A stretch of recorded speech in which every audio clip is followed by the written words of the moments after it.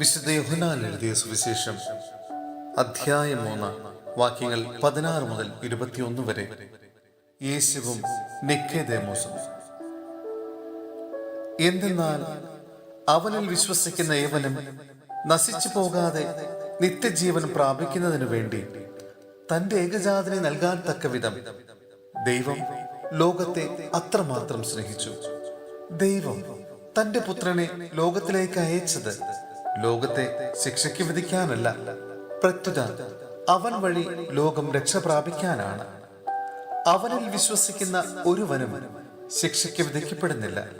വിശ്വസിക്കാത്തവനോ ദൈവത്തിന്റെ ഏകജാതന്റെ നാമത്തിൽ വിശ്വസിക്കായക മൂലം നേരത്തെ തന്നെ ശിക്ഷയ്ക്ക് വിധിക്കപ്പെട്ടിരിക്കുന്നു. ഇതാണ് ശിക്ഷാവിധി.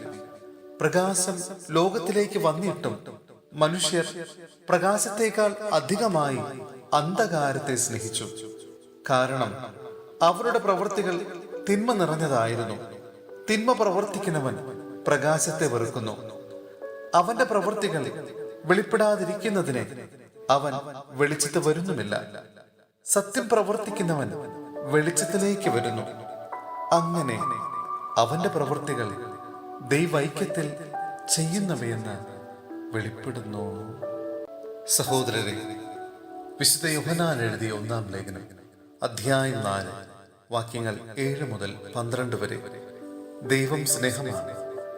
പ്രിയപ്പെട്ടവരെ, നമുക്ക് പരസ്പരം സ്നേഹിക്കാം.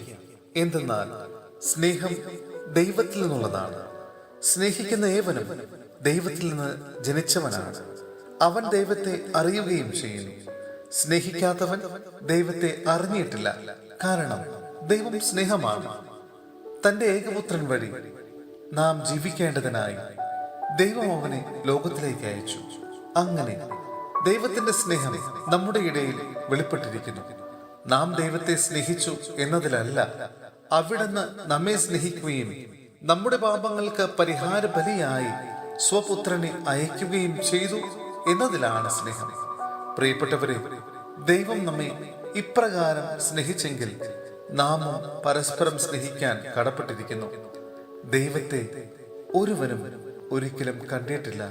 എന്നാൽ നാം പരസ്പരം സ്നേഹിച്ചാൽ ദൈവം നമ്മിൽ വസിക്കും.